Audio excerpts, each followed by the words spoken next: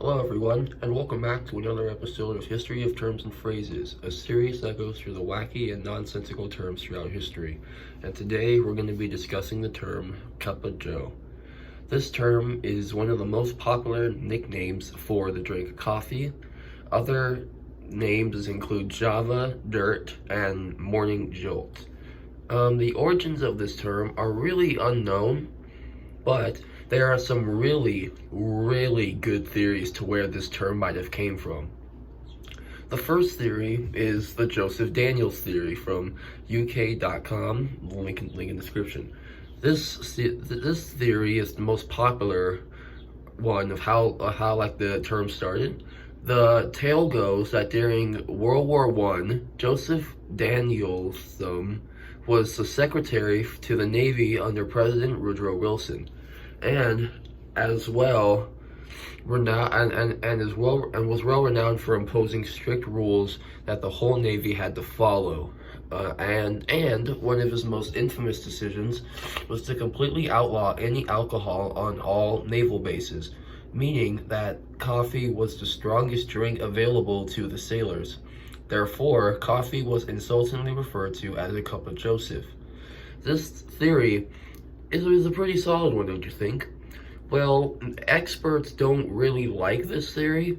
The main reason why is that the earliest mention of the term cuppa Joe was found in 1830, which was like 16 years after Joseph Daniels made the order I just talked about.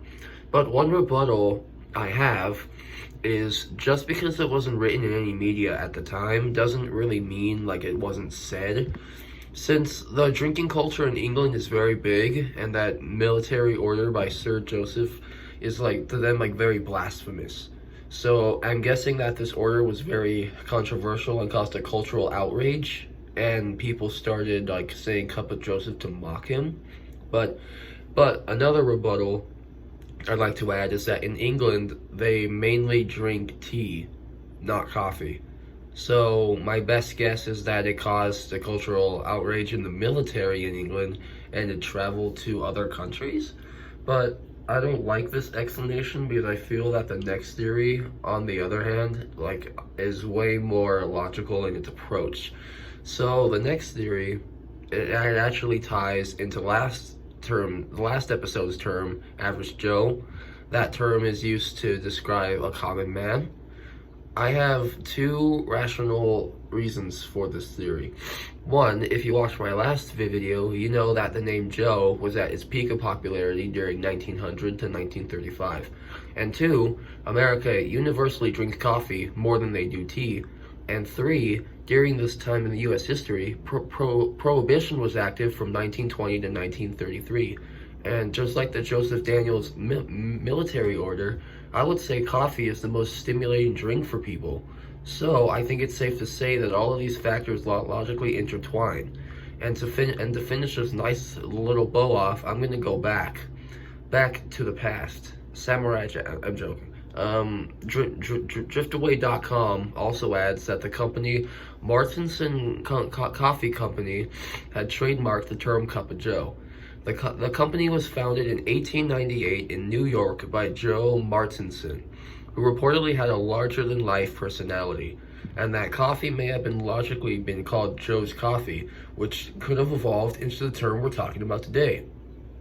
But to go even deeper, I got a quote from MarioCane.com, which is a blog of a distant relative of Martinson. The blog said, and I quote, the formula was an immediate success, says John, and the coffee aroma emanating from Joe's cart, as he made his popular door-to-door deliveries, gave birth, word has it, to the expression of cuppa Joe. To continue this persuasion even further, the peak of popularity of Martinton's coffee was in the 1930s. That statement alone should all have you like convinced. So we have a clear definition of like the origin of this term. So to sum it up, the term became logically said in New York, where Martinson's Coffee was founded. It was called Joe's Coffee, or Cuppa Joe, because the founder, Joe Martinson, had built up an image in the city. And as the company grew, the name Joe became such a common name for people, and it just like blended into society. And and it was like the best, like a big first wave of coffee companies, so that can also be a reason. And add prohibition on top of that, which I feel pushed the term into becoming a more of like an everyday vocabulary. So, in conclusion, that is the history to the history of the term Cup of Joe. Thanks for watching. See you guys next episode.